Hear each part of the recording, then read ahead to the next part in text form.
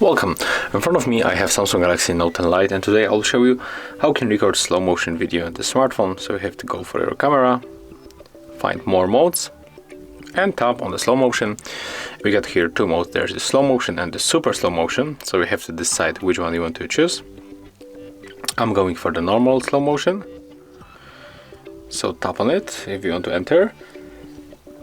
And right now, when you grab your phone like that, and if you want to record the time-lapse video, take a look.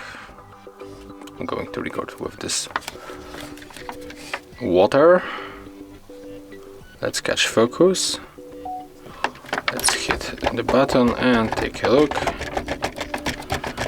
Let's stop the record, and that's how it looks. Let's see how it looks.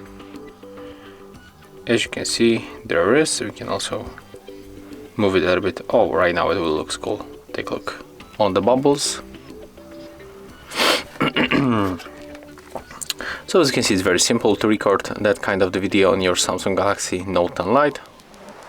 And I think that's all. If you find this video helpful, remember to leave a like, comment and subscribe to our channel.